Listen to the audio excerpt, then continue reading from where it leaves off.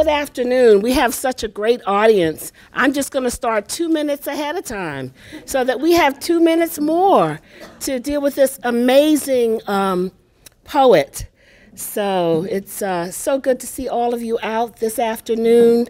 I'm Joanne Gavin, Executive Director of the Furious Flower Poetry Center, and also the founder of Furious Flower. So I see some new faces out there, so I thought maybe I should say that. Furious Flower is 23 years old, and so I've been here a long time. This is our last poetry reading of the semester, and we were really concerned about, would we get people out? I know they hear me. Okay, all right. I have a big voice, so I don't ever worry about being heard. So I thought I might just, for a preliminary, introduce you to our staff, because sometimes at the very end we don't get to do that, and the staff works so hard. You see the flyers, you see the survey that we've asked you to fill out. So all that is done by us wonderful Furious Flowers at the Furious Flower Poetry Center. I want to introduce our student assistants back there. Bree Wilson Wade, all right, and Maddie Payton. Yeah, give them some love. And this beautiful woman standing here is the newest member of the Furious Flower Poetry Center staff. This is Ashley Ratliff, and she is as new as 3 weeks. But she's come to us with such wonderful skills as a marketing and communication specialist. She got her MBA at the University of Pittsburgh, her bachelor's at Hampton University, and she comes with 12 years of experience in the corporate world in marketing, communications, and public relations. So please give a lovely welcome to Ashley Ratliff.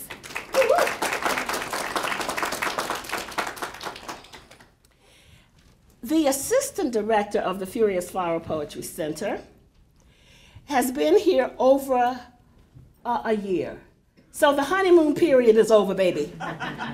You are here, you are a veteran now. She is the lovely Lauren Aline. And I told her I wanted her to do the introduction because I wanted to love on her today. Because this woman is phenomenal. And we're so happy that we attracted Lauren Aline from the University of Dubuque. She not only came with a book, Difficult Fruit, but over the last 3 weeks, this woman has won 2 prizes, and she's also gotten a book deal. Let me get this right. Cornell University gave her a prize, the Philip Freund Alumni Award for Excellence in Publication. And that was for Difficult Fruit. But just 2 weeks ago, New Issues Press out of Western Michigan University gave her the Green Rose Poetry Prize for a new book, Susan, called Honeyfish. Yeah. She is also the advisor for Word is Born. And I see a veteran of Word is Born in the audience. Let me see the Word is Born people. Okay, great. All right, all right. So I want you to give a very, very warm welcome to Lauren Aline in a few moments. But I have one more thing to do. I want to always make a habit of this. When board members come to these events, I always like to recognize our board members. So thank you, Susan Fatnitz, stand up please, for being a board member of the Furious Flower Poetry Center. Give her some love. Thank you so much. And I want to thank all of the faculty members who are here with us this afternoon. So without further ado, please welcome Lauren Aline to the stage.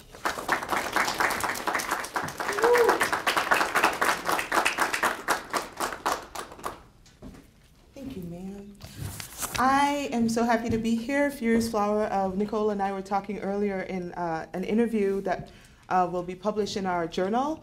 And we talked about having our dream jobs and, you know, being Caribbean people who have parents who are like, you're not a doctor, a lawyer, an engineer, like, what is a poet? And how wonderful it is to be able to meld your passion to your livelihood and to have wonderful mentors. Dr. Gabin, the Fierce Flower and all of the things that we're able to do really comes from her vision. And so I encourage you, if you don't know about us, to please look us up. Fill out our surveys, because what we want to do is make sure that as many of our JMU students and faculty staff members know what we're up to, and that we can, you know, address any desires or needs that you have around poetry, and just keep doing this amazing work and enriching our community and campus. So thank you, Dr. Gabin. We should love on her a little bit, yeah? For this. Oh, Lord. There are a lot of mics. This one? Okay, I will hold them all. Okay, this is fine. Perfect. It is my pleasure to introduce our poet today, Nicole Selaey. I will read the bio first. She's born in St.Thomas at the U.S. Virgin Islands, raised in Florida. She has a chapbook called The Animal After Whom Other Animals Are Named, which was the winner of the 2015 Drinking Gourd Chapbook Prize. She has several honors, including an Elizabeth George Foundation grant, the Stanley Kunitz Memorial Prize from the American Poetry Review, several other awards. And she's also the executive director of Cave Canem, which is a legendary literary force in the United States for Black poetry and the creation and sustenance of Black poets. We are here to celebrate and to hear her read from her debut full collection called Ordinary Beast, which will be available for sale and signing after the reading in the back.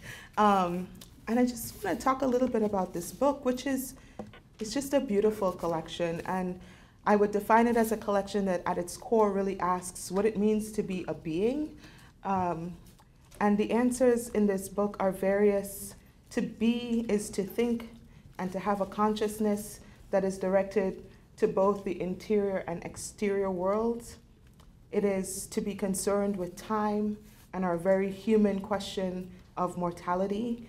She has a wonderful line, oh, how we entertain the angels with our brief animation, in a poem called Object Permanence, really focusing on, again, the collection, the idea of life and its aftermath. What do we do while we're here and what happens after? It is to honor embodiment. This collection takes up the physical miracle of the body. It takes up complications of race, of gender, of sexuality. But most of all, this is a collection that reminds us that to be is to seek, to experience, to risk, and to share love. Please join me in welcoming the wonderful Nicole Selaey.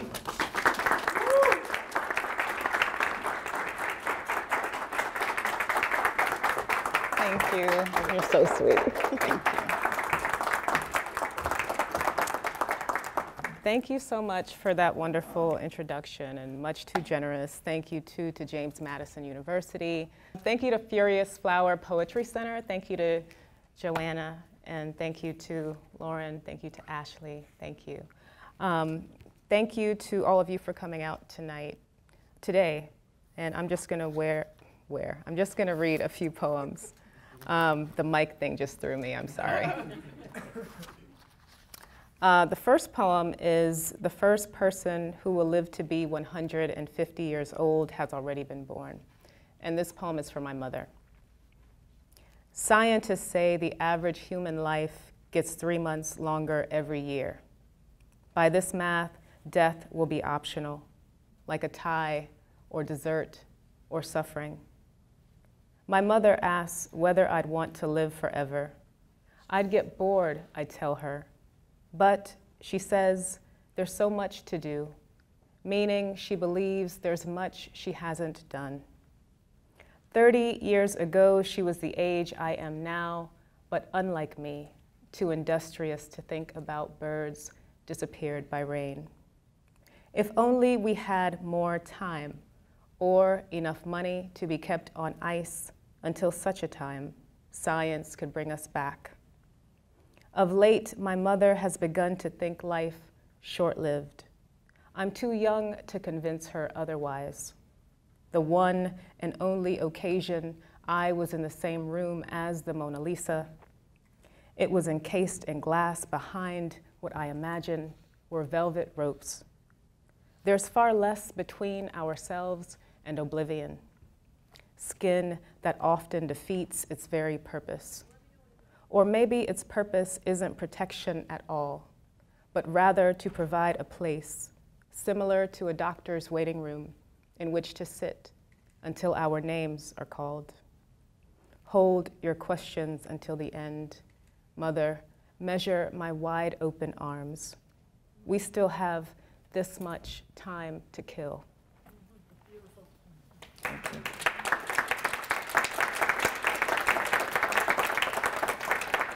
I just want to thank Joanne, too, for creating Furious Flower, which led to the creation of the organization that I spearhead, Cave Canem Foundation. Without you, we would not be. So thank you for everything you do for literature. Thank you.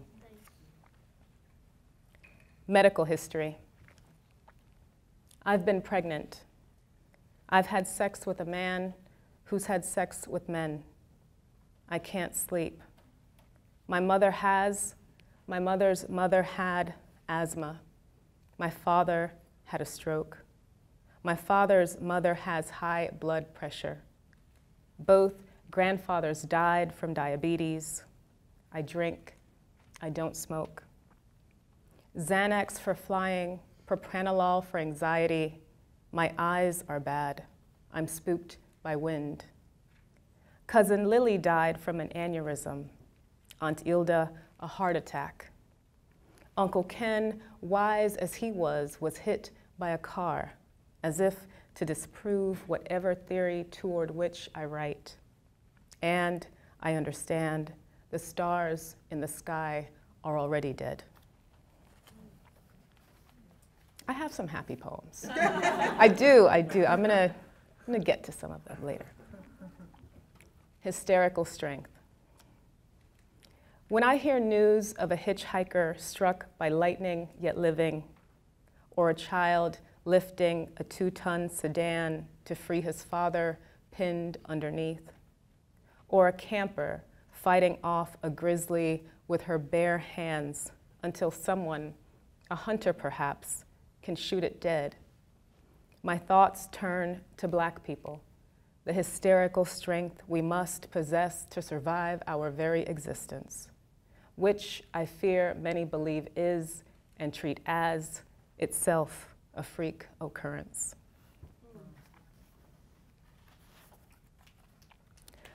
Oh, thank you. Y'all are the best. This next poem is entitled Candelabra with Heads, and it was inspired by a artwork by Thomas Hirshhorn, and it's basically a bunch of mannequins duct taped and hung up on a wooden structure. And so I wrote a poem inspired by that. Candelabra with Heads. Had I not brought with me my mind as it has been made, this thing, this brood of mannequins, cocooned and mounted on a wooden scaffold, might be 8 infants swaddled and sleeping, might be 8 fleshy fingers on one hand, might be a family tree with 8 pictured frames. Such treaties occur in the brain. Can you see them hanging? Their shadow is a crowd stripping the tree of souvenirs. Skin shrinks and splits. The bodies weep fat the color of yolk. Can you smell them burning? Their perfume climbing as wisteria would a trellis. As wisteria would a trellis burning, their perfume climbing, fat the color of yolk, can you smell them? Skin shrinks and splits, the bodies weep. Is a crowd stripping the tree of souvenirs? Can you see them hanging? Their shadow frames. Such treaties occur in the brain. Might be a family tree with 8 pictured. might be 8 fleshy fingers on one hand, might be 8 infants swaddled and sleeping and mounted on a wooden scaffold, this brood of mannequins cocooned as it has been made, this thing. Had I not brought with me my mind, who can see this and not see lynchings?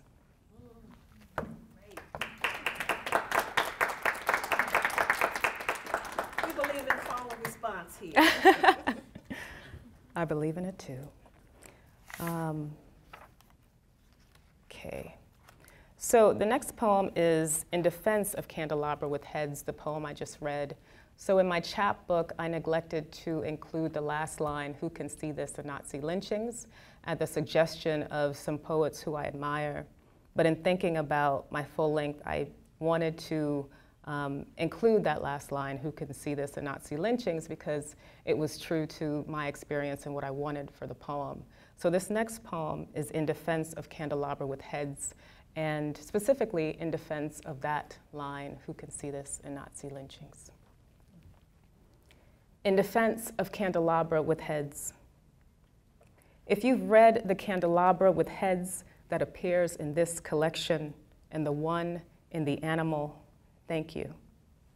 The original, the one included here, is an example, I'm told, of a poem that can speak for itself but loses faith in its ability to do so by ending with a thesis question. Yeats said a poem should click shut like a well-made box. I don't disagree. I ask who can see this and not see lynchings, not because I don't trust you, dear reader, or my own abilities.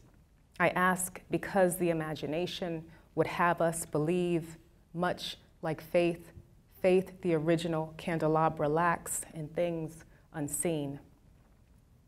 You should know that human limbs burn like branches and branches like human limbs. Only after man began hanging man from trees, then setting him on fire, which would jump from limb to branch like a bastard species of bird, did we come to know such things. 100 years from now, October 9, 2116, 8:18 p.m., when all but the lucky are good and dead, may someone happen upon the question in question.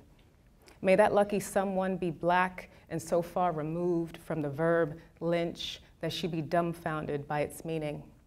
May she then call up Hirshhorn's candelabra with heads. May her imagination, not her memory, run wild.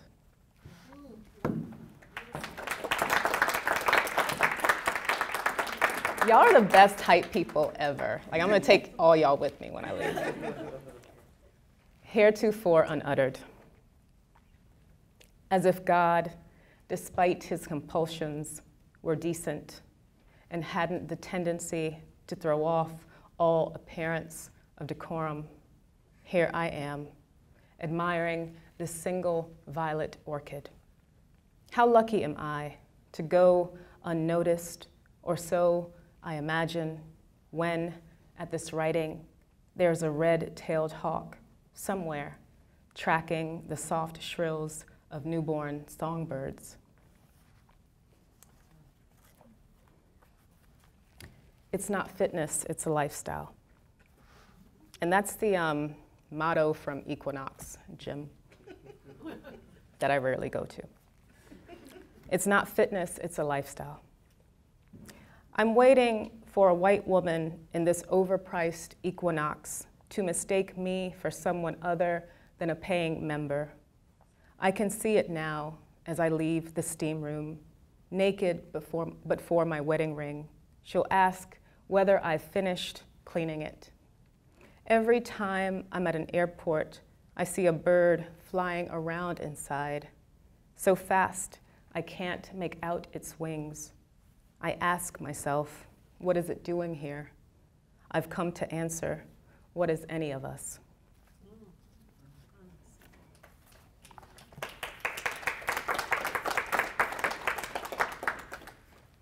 This next poem is a cento, and a cento is a poem completely comprised of lines pulled from other poets. And it's 100 lines long. Cento for the night I said I love you. Today, gentle reader, is as good a place to start. But you knew that, didn't you? Then let us give ourselves over to the noise of a great scheme that included everything, that indicts everything. Let us roam the night together in an attempt to catch the stars that drop. White clouds against sky come humming toward me, one closely resembling the beginning of a miracle. There's the moonlight on a curved path, lighting the purple flowers of fragrant June. I dreamed him, and there he was, silent as destiny, lit by a momentary match. Men are so clueless sometimes, like startled fish living just to live. We are dying quickly, but behave as good guests should, patiently allowing the night to have the last word. And I just don't know, you know? I never had a whole lot to say while talking to strange men. What allows some strangers to go past strangeness, exchanging yearning for permanence? And who wouldn't come back to bed? Love, how free we are, how bound, put here in love's name, called John, a name so common as a name sung quietly from somewhere, like a cry abandoned someplace in a city about which I know. Like blackbirds pushing against glass, I didn't hold myself back. I gave in completely and went all the way to the vague influence of the distant stars. I saw something like an angel, spread across the horizon like some dreadful prophecy, refusing to be contained, to accept limits. She said, "Are you sure you know what you're doing?" I love you, I say, desperate to admit that the flesh extends its vanity to an unknown land where all the wild swarm. This is not death. It is something safer, almost made of air. I think they call it God. Some say we're lucky to be alive, to have a sky that stays there, above. And I suppose I would have to agree, but the hell with that. It isn't ordinary.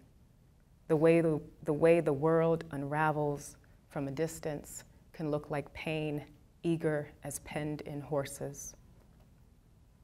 And it came to pass that meaning faltered, came detached. I learned my name was not my name. I was not myself. Myself resembles something else that had nothing to do with me, except I am again the child with too many questions as old as light. I am always learning the same thing.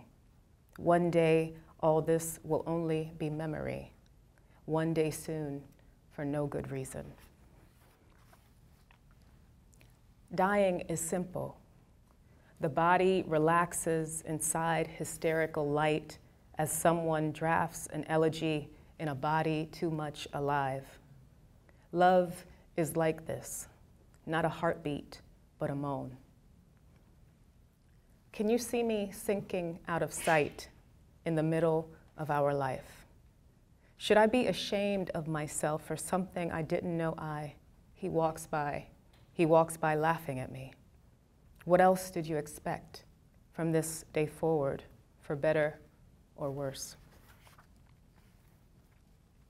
One life is not enough to remember all the things marriage is. This town at dawn can will away my lust to suck honey from the sunlight.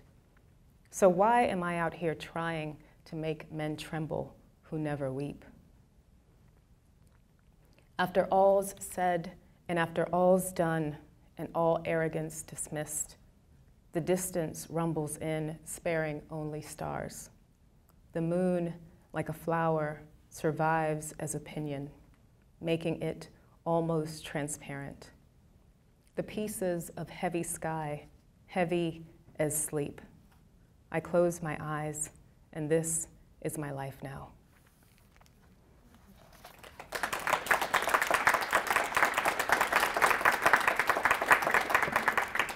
I'm going to read one that I didn't note to myself to read, so I have to find it. New book problems. There it is. Oh, it was noted. I'm a mess. Virginia is for lovers. At LaToya's Pride picnic, Leonard tells me he and his longtime love, Pete, broke up. He says Pete gave him the house in Virginia. Great, I say. That's the least his ass could do. I daydream my friend and me into his new house, sit us in the kitchen of his 3-bedroom, 2-bath, brick colonial, outside hungry Mother Park, where, legend has it, the Shawnee raided settlements with the wherewithal of wild children catching pigeons. A woman and her androgynous child escaped, wandering the wilderness, stuffing their mouths with the bark of choke cherry root. Such was the circumstance under which the woman collapsed. The child, who could say nothing except hungry mother, led help to the mountain where the woman lay, swelling as wood swells in humid air. Leonard's mouth is moving. 2 boys hit a shuttlecock back and forth across an invisible net. A toddler struggles to pull her wagon from a sandbox. No, Leonard says, it's not a place where you live. I got the H in V. H-I before my friend could finish, and as if he'd been newly ordained, I took his hands and kissed them.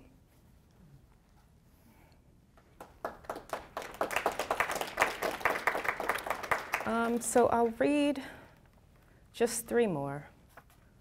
And the next one is a poem from the sonnet series that I have in the book, inspired by the documentary Paris is Burning. And it begins with an epigraph by Venus Extravaganza. And she is a trans woman from the 1980s who participated in the ball culture, the New York City ball culture. Poem's title, Legendary. I'd like to be a spoiled rich white girl, Venus Extravaganza. I want to be married in church, in white, nothing borrowed or blue. I want a white house in Peekskill, far from the city, white picket fence fencing in my lily white lilies. Oh, were I whiter than white.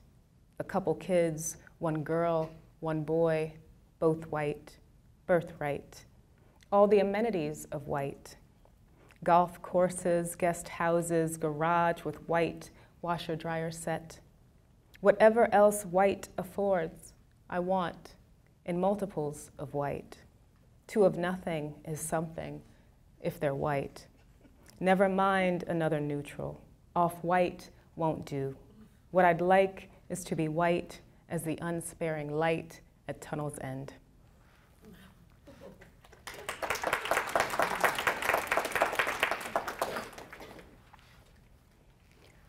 Unframed. Handle this body. Spoil it with oils. Let the residue corrode, ruin it. I have no finish, no fragile edge. On what scrap of me have we not made desire paths, so tried as to bury ourselves therein? I beg, spare me gloved hands. monuments to nothing. I mean to die a relief against every wall. And I'll finish, thank you. Thank you. I'll finish with a poem for my husband, who is mentioned in the Cento. His name is John.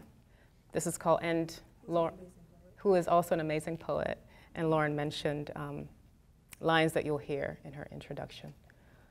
Object Permanence for John. We wake as if surprised the other is still there, each petting the sheet to be sure. How have we managed our way to this bed, beholden to heat like dawn, indebted to light? Though we're not so self-important as to think everything has led to this, everything has led to this.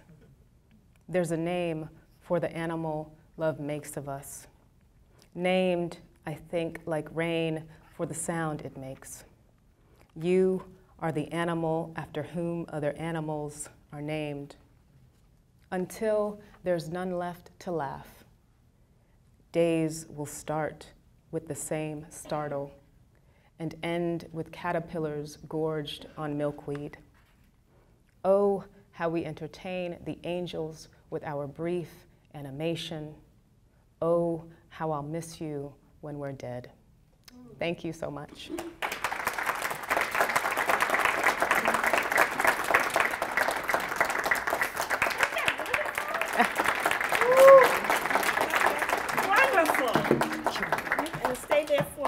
Okay. And I'm going to give you an opportunity to think of a question, all right? Because I know when I ask you, are there questions, I will get silence, right, right, Kira? I'll get silence, right? But I want to start with a line that I just love, and I want you to tell me what that line means for you. I want to learn to make something holy and then walk away. Isn't that tough? I want to learn, is that right? Yeah, that's exactly right, yeah. And then walk away. Yeah. Wow. Well, can I read the poem? Can I read the poem? Come on. I'll read the poem. Okay. Because that's one of the ones I didn't read.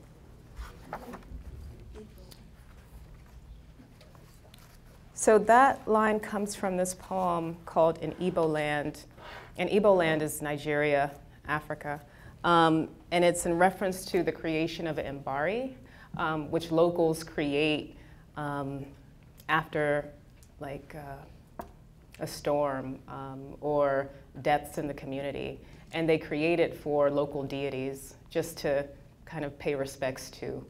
But then they make it and then just leave it alone. They just leave and let it do what it does. So this poem was inspired by that process in Igbo Land. After plagues of red locusts are unleashed by a jealous god hell-bent on making a scene, her way of saying hello or how dare you. Townspeople build her a mansion of dirt, embedded with bone china, decorated wall to wall with statues made from clay farmed from anthills. Statues of tailors on their knees hemming the pant legs of gods. Statues of diviners reading sun-dried entrails cast onto cloths made of cowhide. Statues of babies breeching, their mother's legs spread wide toward the sky, as if in praise. Sacrifices of goats and roosters signal headway behind the fence that hides the construction. A day is set. Next, spirit workers disrobe and race to the fence, which they level, heap into piles and set ablaze. So the offering is first seen by firelight, not unlike a beloved's face over candlelight. The West in me wants the mansion to last. The African knows it cannot. Everything aspires to one degradation or another. I want to learn how to make something holy, then walk away.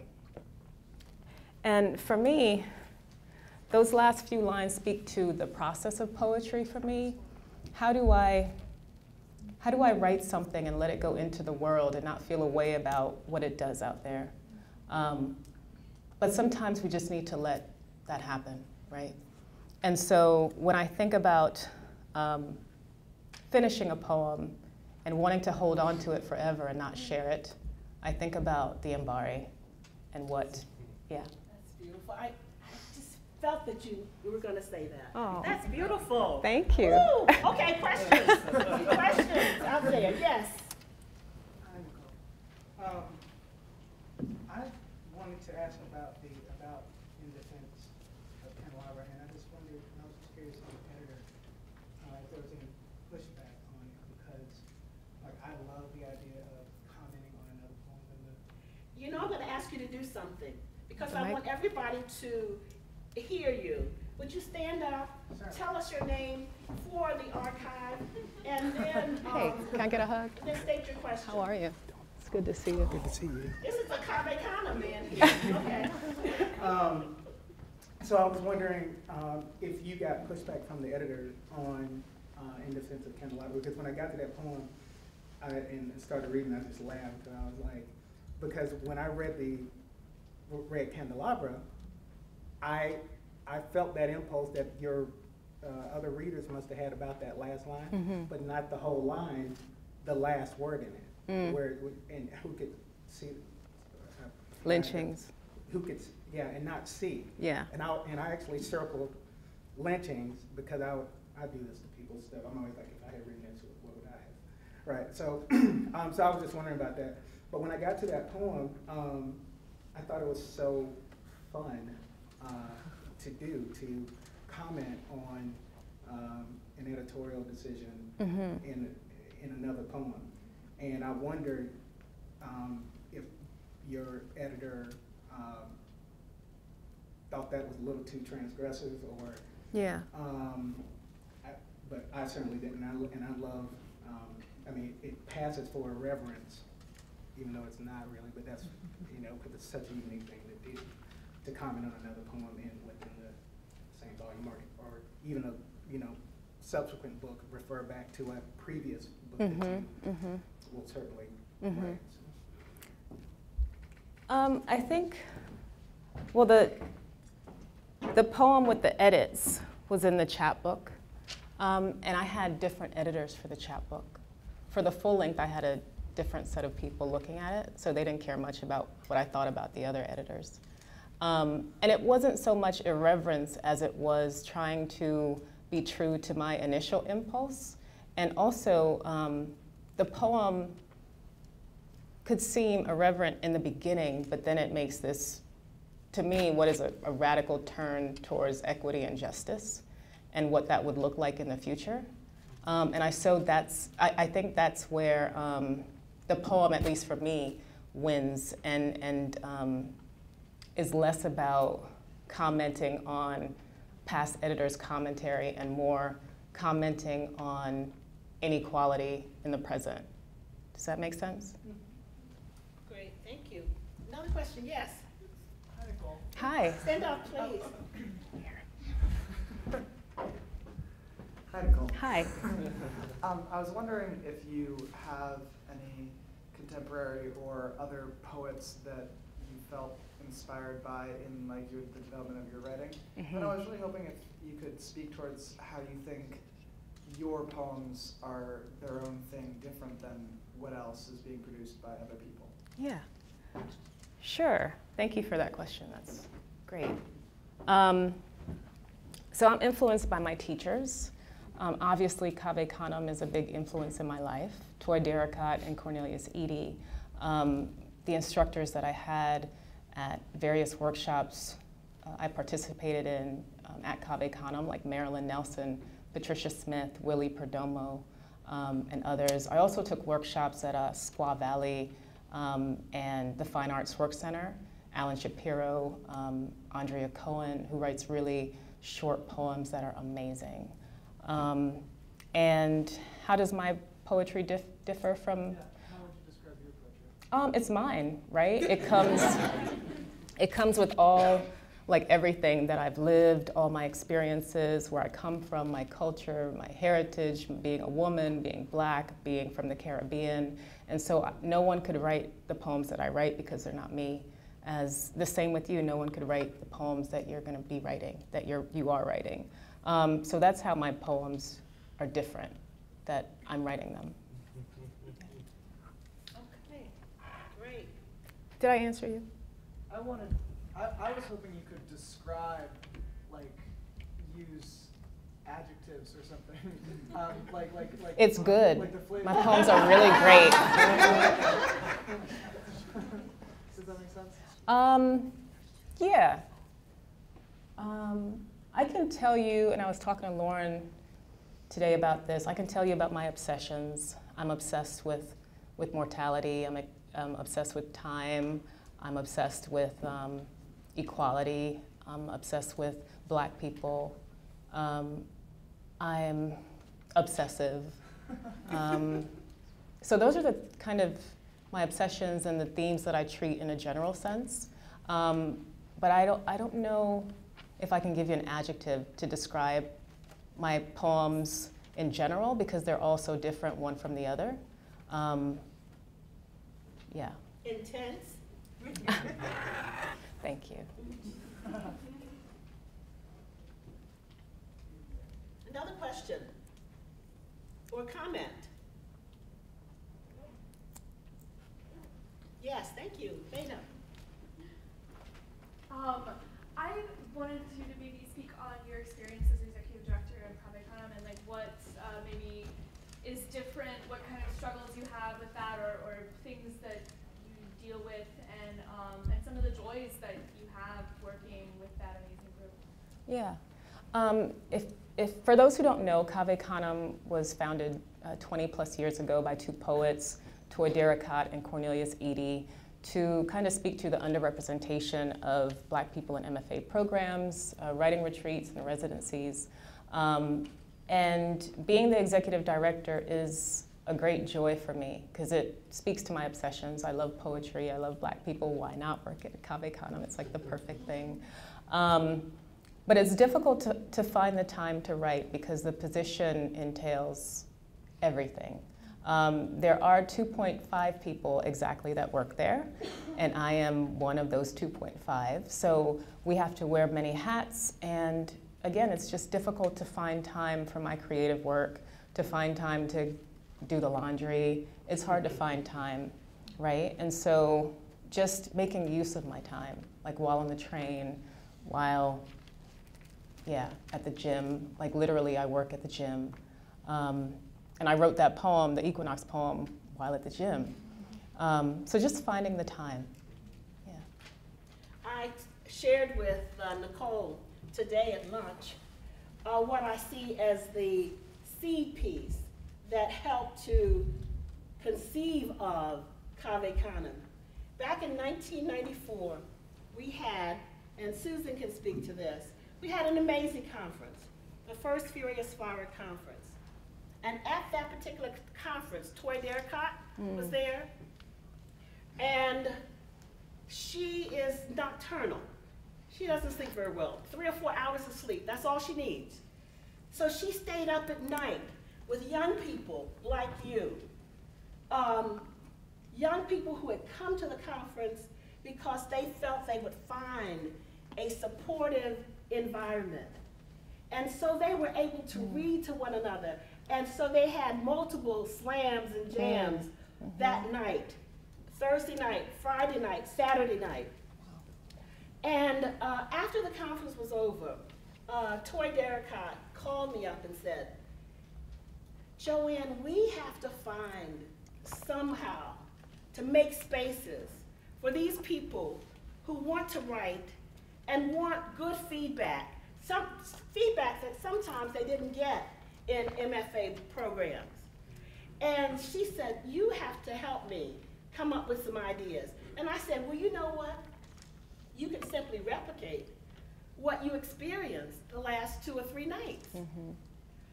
And that was 1994. And in 1996, Cornelius Eady, Sarah Mick Whitlam and Toy Daracot went to Italy, and they found themselves in Pompeii. And they went to the house of the dead poet.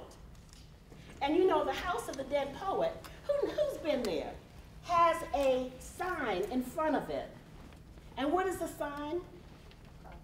It's Cave Canem. What does Cave Canem mean? What does it mean? Beware the dog. What? They went to this poet's house, okay, the ashes are there, whatever. It's reconstructed for museum purposes, but beware the dog. So like beware the dog in American culture. You don't want to go into that fence. But they saw that as a safe place. Mm-hmm. The poet has the dog outside, keeping away the enemy, keeping away danger. Inside, the poet can work. Mm-hmm. And so it all came together. We're going to organize something called Cave Canem, beware the dog, to provide a safe space for poets. And so when she asked me 2 years later to be on the board, I was just honored because I realized that I had a little spark of something to do with what happened there. A lot so of spark. Now you know the whole story. Okay? And so I'm really, really pleased, and I'm reminded, because you love the idea of justice. Diane Nash said, in talking about the civil rights movement, that they were people who marched, who walked, who sat in, who got on those freedom buses, who did all of those things because, and she looked out at the audience and said, because I loved you before I knew you were there, or I loved you before you were born. And in a sense, I think about that when I see Cave Canem, when I see these wonderful poets. And I was on the board for 8 years. When they came through and they came in their circle that first night, and they would cry and talk about why they were there. And I would say to myself, I loved you before I even knew you. So that really gets me. And it really makes me so happy that you are here to see it come full circle. Oh, yeah.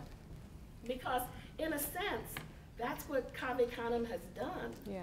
You know, and that's what Furious Flower has done. So thank you so much. Wonderful. Thank It's in you. good hands. Thank you. Yes, it is. Yes, thank you. Thanks. I have a question about the Cento for the Night I Said I Loved You. What poems and other poets did you include in that, and like which ones were the most impactful for you? 100 poets. So a cento is what I told you it is, but I was telling Lauren today that I also set guidelines for my cento and that I couldn't reuse a poet, and it had to be 50% women and no more than 50% white poets, and 7% native. Like I did this whole calculation because I'm a mess. And so some of the folks that I included, I'll just read you a few of them, but it's 100. C.D. Wright, Patricia Smith, Federico Garcia Lorca, Kwame Dawes, W.H. Auden, Lyrae Van Cleef Stefanon, Rilke, Louise Gluck, Victoria Riddell, Harriet Mullen, Sylvia Plath, Sherman Alexie, Evan Boland, Anne Waldman, Valgina Mort, Khalil Gibran, Rita Dove, Tracy K. Smith, Alice Walker, Adrienne Rich, Percy Shelley, Edna St. Vincent Millay, Jake Adam York, Paulina Parskova, Santi Frazier, Suhair Hamad, Cornelius Eady, and others. So a diverse group of folks. It's in the notes, yeah. So if you buy the book, it's in the notes. Yeah. Back there. We're going to take one more question. Yes. Hi, Stand up, please. Oh, my name is Taylor. I really like the diversity of experiences that it seems like you drew on from the poems that you read to us. So I'm wondering if you've ever encountered an experience or a feeling that you just could not put into words. Oh, I'm sure. I'm sure. I was telling Lauren today that I have like a boneyard of lines and like what are now failed poems, but might not be in the future. So yeah, I have a file filled with things that are unfinished, but I hope to get back to. So there are definitely things that I haven't yet been able to find the words for. Yeah. Fantastic. Would you do me this favor? Would you show Nicole Selaey how we appreciate poets at James Madison University? Group hug. Would you please give her Thank you. Thank you. Thank you so much. Thank you so much.